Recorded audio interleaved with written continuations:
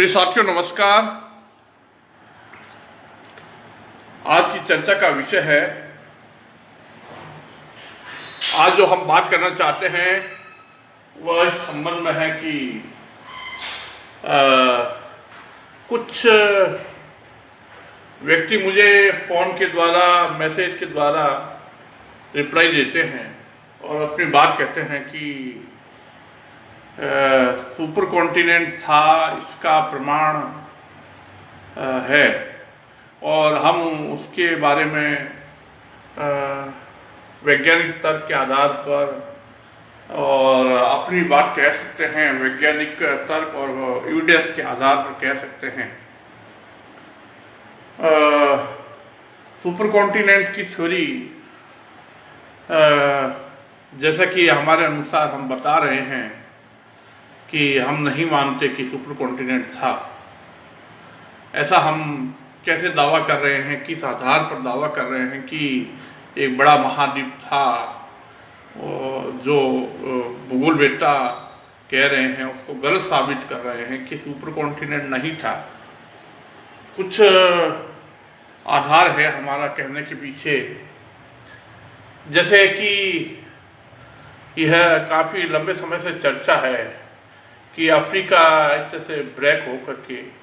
उसका एक हिस्सा अलग हो रहा है और इस तरह से आप जो देख रहे हैं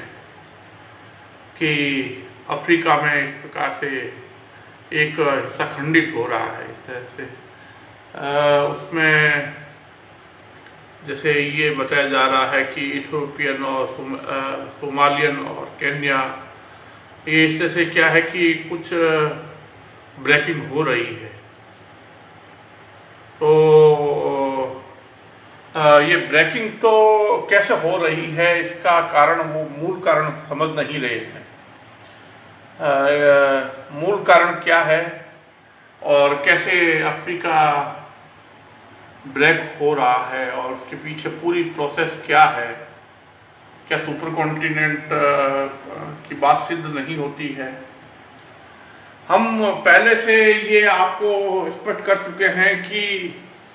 ये जो बात कही जा रही है कि सभी महाद्वीप है, सभी द्वीप महाद्वीप है, छोटे बड़े द्वीप हैं, तो ये इस तरह से जिस जो सुपर कॉन्टिनेंट यानी बड़ा एक महाद्वीप था पेंजिया जैसा, और फिर इस प्रकार से इस तरह से लोरेशिया और गोंडवाना में ब्रेक हुआ और इस तरह से अलग अलग समय में के अनुसार वो ब्रेक होते हुए वर्तमान स्थिति में हम देख रहे हैं। कॉन्टिनेंट्स की ब्रेकिंग का इनकार नहीं किया जा सकता, इसको हमने रिजेक्ट नहीं किया है। हमने कॉन्टिनेंट्स के ब्रेक होने को कभी भी इनकार नहीं किया, लेकिन हमने कहा कि origin of continents and ocean, महाद्वीप और महासागर कैसे बने, कहां से स्टार्टिंग पॉइंट है, कहां से हम शुरुआत कर रहे हैं। कुछ लोग मुझे फोन करके बात कहते हैं, कुछ लोग मुझे मैसेज करके बात कहते हैं कि आपकी थ्योरी यहाँ पर गलत सिद्ध हो रही है कि जब अफ्रीका इस तरह से ब्रेक हो रहा है तो कभी बड़ा द्वीप था, बड़ा महाद्वीप था, बड़ा सुपर कॉन्टिनेंट था, वो भी इसी तरह से ब्रेक हुआ और इससे ये इसके सपोर्ट में एक प्रमाण है। इस तरह से फॉसिल्स और मिनरल्स और रॉक्स और माउंटेन्स, बिल्डिंग, इनके एविडेंसेस मिल रहे हैं और अल्फ्रेड वेगनर की बात सिद्ध हो रही है, तो आपकी बात कैसे फिर सिद्ध होगी। प्रिय साथियों की जैसा कि मैं बता रहा हूं कि जब इस अंतरिक्ष युग में बहुत से ग्रहों का पता चल रहा है और वर्तमान अंतरिक्ष युग में जियो साइंस और अर्थ साइंस को अपडेट होना बेहद जरूरी है। और अब नई बात क्या है आपके सामने, जैसा कि मैं बता रहा हूं कि बृहस्पति और शनि के बीच के अनेक ग्रहों का पता चल रहा है और पहले भी पता चल चुका है, जैसे कि केपलर मिशन और दूसरे अभियानों से पता चला है और जेम्स वेब स्पेस टेलीस्कोप से भी बहुत सी बातें आ रही है सामने। तो बृहस्पति और शनि के बीच में भी अनेक ग्रहों का पता चला है, शनि और यूरेनस के बीच के भी अनेक ग्रहों का पता चला है, यूरेनस और नेपच्यून के बीच के भी अनेक ग्रहों का पता चला है। नेपच्यून के बाद के ग्रहों मिनी नेपच्यून और सुपर अर्थ जैसे ग्रहों का पता चल रहा है। इस जैसे ग्रहों का पता चल रहा है, इस जैसे पृथ्वी तक एक तो आप इस कड़ी को देखिए, आप इस सीरीज को देखिए, आप इस सीरियल को देखिए, तो कैसे धीमी गति से सॉलिडिफिकेशन हुआ होगा, कैसे धीमी गति से जैसे सॉलिडिफिकेशन हुआ कि वोल्केनो इरप्शन हुए और इस तरह से लैंड का निर्माण हुआ, लैंड फॉर्मेशन हुआ, इस तरह से धीमी गति से कॉन्टिनेंट्स की जो ओरिजिन हुआ, इस तरह से धीमी गति से जैसे सभी साउथ अमेरिका, अफ्रीका धीमी गति से ऐसे बने। तो ये चित्र जो आपको बताए जा रहे हैं ये कोई काल्पनिक नहीं है, ये हकीकत के हैं। अगर आप इनका कंपैरिजन करें, अगर आप इनकी तुलना करें तो आपको पता चलेगा केवल साइज की बात नहीं है, gravity, mass, temperature, magnetic field, chemical rotation, सभी के कंपैरिजन होना चाहिए। इससे कंपैरिजन करें तो आप देखेंगे कि सभी चंद्रमाओं, सभी ग्रहों, सभी तारों के एक क्रमबद्धता बन जाती है, एक सीरीज बन जाती है, एक सीक्वेंस बन जाती है, एक कड़ी बन जाती है, एक चैन बन जाती है। अगर आप इनको सभी को क्रमिक ढंग से देखें तो विकास की बात सामने आती है कि ग्रह का विकास, डेवलपमेंट कैसे हुआ और जियोलॉजी कैसे ओरिजिन में आई और किस तरह से एक ग्रह रॉकी स्टेट में, पृथ्वी जैसी अवस्था में तक पहुंचा। तो जिस तरह से जुपिटर में वोल्केनो एक्टिविटीज हो रही है, वोल्केनो इरप्शन हो रहा है, सैटर्न में और हो रहा है, यूरेनस नेपच्यून में भी हो रहा है, नेपच्यून के बाद में मिनी नेपच्यून और सुपर अर्थ और फिर पृथ्वी, यानी इस तरह से धीमी गति से जैसे जैसे वोल्केनो इरप्शन के द्वारा लैंड फॉर्मेशन हो रहा है, अफ्रीका, साउथ अमेरिका और नॉर्थ अमेरिका, ये सभी ग्रह, सभी द्वीप बन रहे हैं, महाद्वीप बन रहे हैं। तो ये धीमी गति से इनका अस्तित्व आया और ये ऐसी संरचना में आया कि डिफरेंशियल रोटेशन का जो ये क्रमिक दिख रहा है आपको इस तरह से धीमी गति से, इस तरह से ये अलग अलग अक्षांश पर, इसी ने महाद्वीपों को ऐसी संरचना प्रदान की। तो ये धीमी गति से ये जो विकास का क्रम है इसको आप इग्नोर नहीं कर सकते। हाँ, हम ये कह रहे हैं कि एक बार बेसिक जो कॉन्टिनेंट्स बन गए उसके बाद में जो खंडित होने की बात है कि जो कॉन्टिनेंट्स खंडित हुए, तो बाद में कॉन्टिनेंट खंडित हो सकते हैं। तो इससे सुपर कॉन्टिनेंट की बात बिल्कुल सत्य नहीं साबित होती, यानी सुपर कॉन्टिनेंट तो फिर भी गलत साबित होता है। यानी अल्फ्रेड वेगनर की सुपर कॉन्टिनेंट की थ्योरी गलत साबित होती है कि किसी प्रकार का रोडिनिया, कोलंबिया या पेंजिया जैसा नहीं था, ये तो फिर भी साबित हो रहा है। यानी कि हम जो ये कह रहे हैं, हम ये जो दावा कर रहे हैं कि अफ्रीका और साउथ अमेरिका आपस में जुड़े हुए नहीं थे, ये कोस्ट लाइन को देख के आप नहीं कह सकते कि सिमिलर कोस्ट लाइन है और एक दूसरे में फिट होते हुए लगते हैं, जैसे जिक्सा पजल की बात करते हैं कि एक दूसरे में कई द्वीप और महाद्वीप ऐसे लग रहे हैं जो एक दूसरे में बराबर फिट हो रहे हैं। और इस तरह से जैसे छोटे बड़े द्वीप महाद्वीपों के द्वारा ये प्रमाणित किया जा रहा है कि ये इनमें क्या मिनरल्स और रॉक्स और इस प्रकार से फॉसिल्स की समानताएं हैं।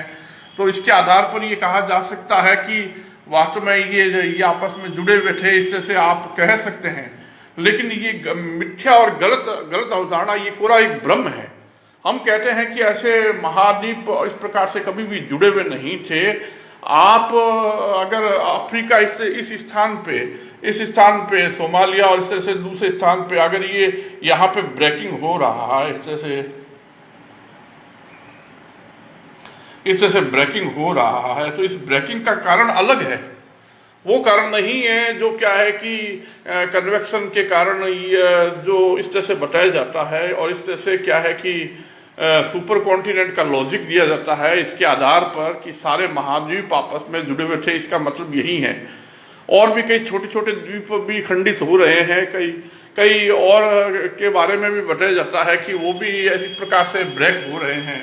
तो मैं ये कहता हूं कि किसी छोटे बड़े द्वीप या महाद्वीप के के टूटने से सुपर कॉन्टिनेंट की बात ये बिल्कुल सिद्ध नहीं होती। हम जो बात बता रहे हैं कि पहले बेसिकली कॉन्टिनेंट बन गए, यानी कि शुरुआत में जो कॉन्टिनेंट जो बने उसके बाद में ये ब्रेकिंग हुआ, पहले ब्रेकिंग नहीं हुआ। यानी पहले क्या है कि सारे महाद्वीप आपस में जुड़े हुए नहीं थे, ऐसा हम दावा कर रहे हैं। और ऐसा हमारा दावा करने के पीछे एक बहुत सिस्टमेटिक और सुनियोजित और सुव्यवस्थित परिकल्पना है, क्योंकि हम कह रहे हैं कि जब इस तरह से महाद्वीप बने इस तरह से और महासागर बने इस तरह से बड़ी व्यवस्थित ढंग से डिफरेंशियल रोटेशन के अनुसार इस तरह से मूवमेंट होते हुए इस तरह से आप जो ये देख रहे हैं, और छोटे बड़े द्वीप और महाद्वीपों को क्या है कि इस प्रकार से बेसिक जो स्ट्रक्चर है, ढांचा है, जो संरचना है जो पहले बन गई, उसके बाद में ब्रेकिंग जरूर हुआ, लेकिन इससे सुपर कॉन्टिनेंट के सिद्ध होने की बात बिल्कुल नहीं प्रमाणित होती। जो एविडेंसेस बताए जाते हैं सुपर कॉन्टिनेंट के पक्ष में, तो वो तो हमारी थ्योरी भी क्या है कि बिना सुपर कॉन्टिनेंट के भी हम ये सिद्ध कर सकते हैं। प्लेट टेक्टोनिक्स और कॉन्टिनेंटल ड्रिफ्ट की बात हो, चाहे कॉन्टिनेंटल ड्रिफ्ट की बात हो, चाहे किसी प्रकार के और जितनी भी क्या है कि जियो साइंस की बातें हैं, हम उन सभी बातों को प्रमाणित कर सकते हैं। इस तरह से जैसे आप ये महाद्वीपों के एक दूसरे से दूर हटने या पास आने से, या इस तरह से क्या है कि आप फॉसिल्स के रॉक्स के सिमिलरिटी के प्रमाण देते हैं, तो ऐसा हमारी थ्योरी में भी है, हम भी इसको प्रमाणित कर सकते हैं। और इस तरह से जैसे कि जो प्लेट टेक्टोनिक्स की बात है, तो हम प्लेट टेक्टोनिक्स की बात करते हैं, ऐसा नहीं है कि हम प्लेट टेक्टोनिक्स की बात नहीं करते, हम कॉन्टिनेंटल ड्रिफ्ट की बात करते हैं। हम क्या है कि सभी प्रकार के जियोलॉजिकल एविडेंसेस को सपोर्ट करते हैं, लेकिन हमारी थ्योरी में बस इतना है कि हम ये कहते हैं कि सुपर कॉन्टिनेंट जैसा नहीं था। तो सुपर कॉन्टिनेंट जैसा नहीं था तो हम इसके पीछे हमारा कोई लॉजिक है, हमारा कोई सिद्धांत है, हम कोई व्यवस्थित ढंग से हम इसको समझा रहे हैं। तो आपको जिस तरह से मैंने ये बात बताई कि ये धीमी गति से इस तरह से प्रोसेस चली, इस प्रकार से कि अनेक अभियानों से जिस प्रकार से ग्रहों का पता चल रहा है और ग्रहों का कंपैरिजन हो रहा है, गैस दानव और रॉकी ग्रहों यानी टेरेस्ट्रियल ग्रहों के कंपैरिजन हो रहा है। अगर उनका कंपैरिजन एकदम साइंटिफिक ढंग से और साइंटिफिक लॉजिकल ढंग से किया जाए, तो क्या है कि हमें समझ में आता है कि origin of continents and ocean एक नए तरीके से समझा जा सकता है। और अल्फ्रेड वेगनर की बात गलत साबित होती है, और जो जितने भी भूगोल बेटा इस पर कार्य कर रहे हैं उनको ये विचार करना चाहिए कि जब वर्तमान युग के अनुसार वर्तमान अंतरिक्ष युग के अनुसार हमें जियो साइंस को कैसे अपडेट करना चाहिए, हमें कैसे क्या है कि इस बात को समझना चाहिए। यानी कि हम ये कहना चाहते हैं कि सुपर कॉन्टिनेंट तो किसी भी हालत में नहीं था। यानी अल्फ्रेड वेगनर क्या सुपर कॉन्टिनेंट का जो ये तर्क है या जियो साइंटिस्ट जो लोग कहते हैं, हमारे पास भी एविडेंसेस हैं, हम उन सभी एविडेंसेस को सपोर्ट करते हैं, लेकिन सुपर कॉन्टिनेंट को सपोर्ट क्यों नहीं करते, इसके पीछे हमारे पास में एक पर्याप्त और एक सॉलिड बेस है, हमारे पास सॉलिड आधार है। उस आधार पर हम कहते हैं कि आज अंतरिक्ष युग में इतने ग्रहों का पता चल रहा है, इतने गैस दानव यानी कि बृहस्पति, शनि, यूरेनस, नेपच्यून जैसे ग्रहों का पता चल रहा है, और बहुत से ग्रहों के बारे में जानकारी भी खोजे जा रहे हैं, एक्सो प्लैनेट खोजे जा रहे हैं, पृथ्वी जैसे ग्रहों का पता चल रहा है, पृथ्वी से बड़े ग्रहों का पता चल रहा है। तो अगर आप शुरू से बात कहानी कहाँ से स्टार्ट हो रही है, यानी कि मैं तो ये कहता हूं कि पृथ्वी के जन्म का जो वर्तमान सिद्धांत है वही गलत साबित हो रहा है। यानी कि आप जो ये देख रहे हैं कि जो नेबुलर हाइपोथेसिस है वही गलत साबित हो रही है। यानी कि निहारिका सिद्धांत, यानी पता सूर्य का जन्म ऐसे नहीं हुआ था, सूर्य एक बड़ा तारा था और फिर इस प्रकार से फिर छोटे तारे में कन्वर्ट होते हुए इस प्रकार से जैसे सूर्य है, उसके बाद में बृहस्पति, शनि, यूरेनस, नेपच्यून एक प्रकार की सीरीज बन रही है। एक प्रकार की प्रोसेस जो चल रही है, जो कन्वर्जन की प्रोसेस चल रही है कि ग्रहों का जन्म या चंद्रमाओं का जन्म, या फिर आप ये कह सकते हैं कि ग्रहों, चंद्रमाओं और इस प्रकार से तारों, इस प्रकार से सूर्य, गैर दानव ग्रहों का सभी का जन्म का जो तरीका हम बदल रहे हैं, हम एक नए तरीके से अपनी बात कह रहे हैं।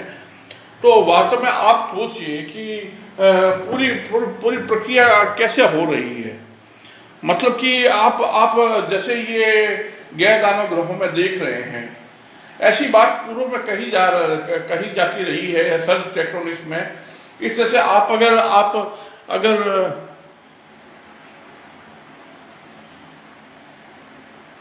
अगर गैर दानव ग्रहों में डिफरेंशियल रोटेशन को देखें, और इसी प्रकार से अगर आप पृथ्वी में भी डिफरेंशियल रोटेशन के रेमिनेंट को देखें, तो आपको पता चलेगा, आप इस बात को कोरिलेट कर सकते हैं, बड़े आसानी से समझ सकते हैं कि जो इसके पक्ष में प्रमाण मिल रहे हैं कि जो डिफरेंशियल रोटेशन के रेमिनेंट जो पृथ्वी पर भी दिखाई दे रहे हैं, आप पृथ्वी पर कैसे इसको समझ सकते हैं। देखिए, आपके सामने अनेक बार मैं दोहरा चुका हूं कि इस प्रकार से ये जो इस प्रकार से आप जो देख रहे हैं कि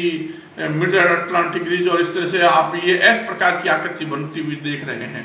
ये डिफरेंशियल रोटेशन जो दूसरे ग्रहों में दिख रहा है, दूसरे सभी ग्रहों में देखा जा रहा है। जैसे आप देख रहे हैं सभी ग्रहों में ये डिफरेंशियल रोटेशन का महत्व समझिए। अभी तक कोई भूवैज्ञानिक डिफरेंशियल रोटेशन का महत्व नहीं समझ पा रहा है, ना उसको सीरियसली ले रहे हैं कि आखिर डिफरेंशियल रोटेशन की भूमिका क्या है, इसका रोल क्या है, एक ग्रह पर महाद्वीपों को ऐसी संरचना प्रदान करने में उसकी क्या भूमिका है, और किस तरह से इससे ये साबित हो रहा है कि वास्तव में जो धीमी गति से आप ये परिवर्तन देख रहे हैं इस प्रकार से, तो डिफरेंशियल रोटेशन का रोल क्या है, कितनी बड़ी भूमिका है कि वो अफ्रीका को, साउथ अमेरिका को और उत्तरी अमेरिका को सभी को ये आकृति प्रदान करता है। लेकिन भ्रम ये हो रहा है कि वास्तव में ये जुड़े हुए थे, लेकिन जुड़े हुए कभी भी नहीं थे। इसका कारण हमने बता दिया है कि वर्तमान अंतरिक्ष युग के अनुसार जियो साइंस को अपडेट होना आवश्यक है। इतने ग्रहों का पता चल रहा है, इतने चंद्रमाओं का पता चल रहा है, इतने गैर दानव ग्रहों का, तारों का पता चल रहा है। तो आप उन सब का कंपैरिजन करो, और उन कंपैरिजन करने पर केवल मात्र साइज का कंपैरिजन नहीं करना उचित नहीं है। अगर आप सभी चीजों का कंपैरिजन करें, उनके द्रव्यमान, उनके त्रिज्या, उनकी रोटेशन, उनके टेम्परेचर, उनके ग्रेविटी, उनके मैग्नेटिक बिहेवियर, उनके केमिकल नेचर, उन सभी का आपको कंपैरिजन करना होगा, तब आपको पता चलेगा कि वास्तव में हो क्या रहा है। तो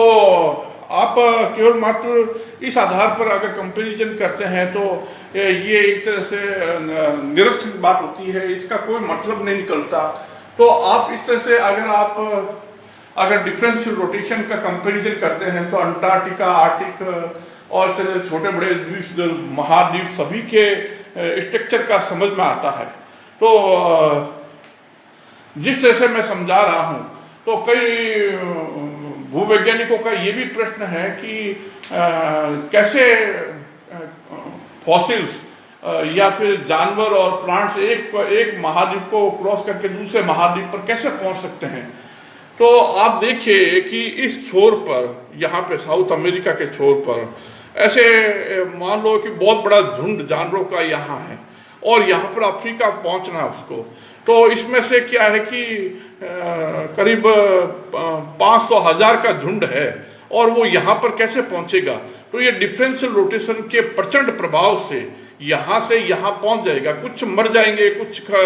नष्ट हो जाएंगे, लेकिन कुछ उनमें से कुछ तो यहाँ पर पहुंच ही जाएंगे। वो आगे जाकर के डेवलप हो जाएंगे और विकसित हो जाएंगे, और इसी तरह से कुछ डिफरेंशियल रोटेशन के प्रभाव से एक महाद्वीप से दूसरे महाद्वीप, दूसरे से इस तरह से आगे आ जा सकते हैं। ये डिफरेंशियल रोटेशन के प्रचंड प्रभाव का एक तरह से क्या है कि आप इसका मतलब समझ सकते हैं। तो डिफरेंशियल रोटेशन एक बहुत एंसेंट प्रोसेस है, ये कोई वर्तमान नहीं है। लेकिन डिफरेंशियल रोटेशन कब शुरू हुआ, और इस तरह से क्या है कि इसकी हिस्ट्री क्या है, पूरी प्रोसेस की हिस्ट्री क्या है, कितनी लंबी प्रक्रिया है। तो आप समझिए कि जब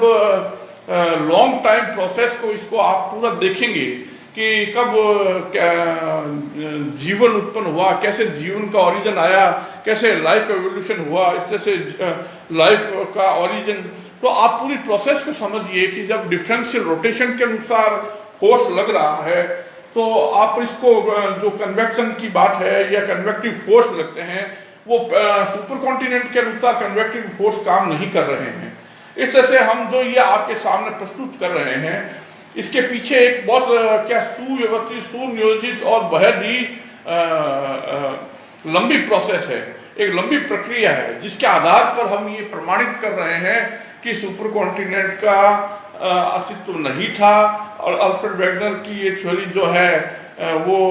उसका एक तरह से क्या है कि गलत प्रमाणित कर रही है। तो आप इस तरह से अगर आप पूरी प्रक्रिया को समझें तो आपके सामने क्या है कि पूरी बात आ जाती है कि आप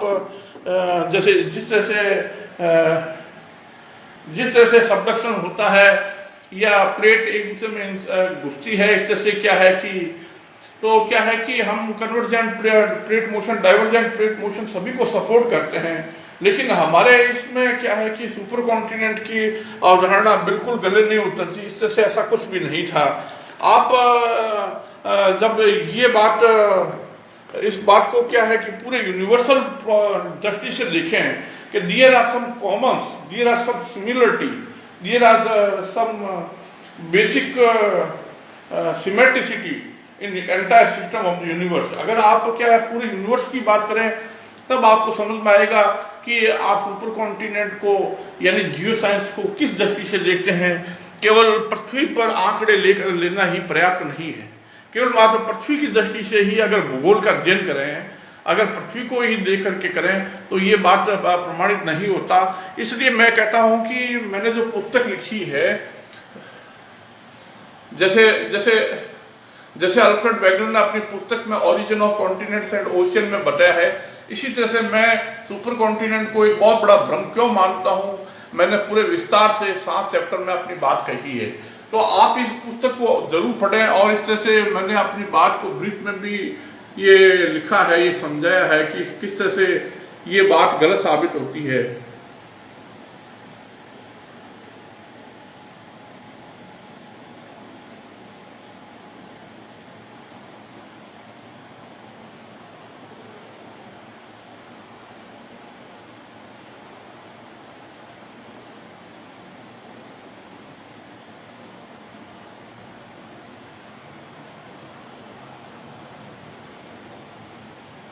तो आप मित्रों इस बात को भली भांति समझिए कि आखिर हम origin of continents and ocean की बात करते हैं, जो 2 तरीके हैं आपके सामने, 2 तरीके हैं। एक तो अल्फ्रेड वेगनर अपनी बात कह रहे हैं और भूवैज्ञानिक इसके लिए एविडेंसेस बता रहे हैं, और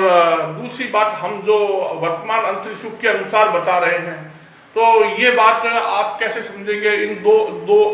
जो थ्योरीज है, ओरिजिन ऑफ कॉन्टिनेंट्स ओशियन की जो 2 सिद्धांत हैं, इनमें से कौन से को सत्य मानते हैं, कौन से को असत्य मानते हैं, आपके लिए पर्याप्त प्रमाण है। तो अब जब पृथ्वी के जन्म का तरीका ही बदल रहा है कि पृथ्वी का जन्म कैसे हुआ, तो फिर आपके सामने ये साबित हो रहा है कि वास्तव में जो वर्तमान में पढ़ाया जा रहा है, जो वर्तमान में चर्चा हो रही है origin of continents and ocean की, तो वो गलत साबित होती है। इस तरह से हम इस चर्चा में आज आपके सामने ये कहना चाहते हैं कि ब्रेकिंग तो जरूर होता है, कॉन्टिनेंट्स ब्रेक जरूर हुए, यानी अफ्रीका के ब्रेक होने से ये बिल्कुल प्रमाणित नहीं होता कि सुपर कॉन्टिनेंट था, ऐसा बिल्कुल साबित नहीं होता। यानी कि हम ब्रेकिंग ऑफ कॉन्टिनेंट्स को तो सपोर्ट करते हैं, लेकिन इसका मतलब ये नहीं था कि सारे द्वीप महाद्वीप आपस में जुड़े हुए थे और बाद में ब्रेक हुए, ऐसा बिल्कुल नहीं था। इसके पीछे हमने बताया जिस तरह से कि एक इस प्रकार की जो ये लंबी प्रोसेस है, जो वर्तमान अंतरिक्ष युग से ये साफ स्पष्ट प्रमाणित हो रहा है, कितने ग्रहों का पता चल रहा है, गैर दानव ग्रहों का पता चल रहा है और रॉकी ग्रहों का पता चल रहा है। तो उनको क्रमबद्धता के में रखें, अगर उनको एक सीरीज में रखें, एक सीरियल में रखें तो बात बदल जाती है। और फिर हम कहते हैं कि ब्रेकिंग ऑफ कॉन्टिनेंट्स यानी अफ्रीका जैसी ये टूटने वाली स्थिति बहुत बाद की बात है, बहुत बाद की बात है। पहले पहले जो महाद्वीपों का जो संरचना बनी वो डिफरेंशियल रोटेशन के रेमिनेंट हैं, वो उस तरह से हुए। अभी और भी कई कॉन्टिनेंट्स ऐसा संभव है कि ब्रेक हो, तो इससे ये बिल्कुल प्रमाणित नहीं होता कि सुपर कॉन्टिनेंट था। आज की इस चर्चा को सुनने के लिए आपका धन्यवाद। मैं भारतीय भू सर्वेक्षण विभाग और भूवैज्ञानिकों से और भूविज्ञान के शोधकर्ताओं से और इसी तरह से क्या है भूविज्ञान के सभी प्रोफेसर से निवेदन करता हूं कि आप सभी इस पर विचार करें, आप सभी इसको ध्यान से समझें और इस पर गौर करें। आज की चर्चा के लिए धन्यवाद। इसको लाइक, कमेंट और शेयर जरूर करें और दूसरों के साथ में इसके बारे में विस्तृत चर्चा करें और कोई प्रश्न हो तो मुझे जरूर पूछें। धन्यवाद।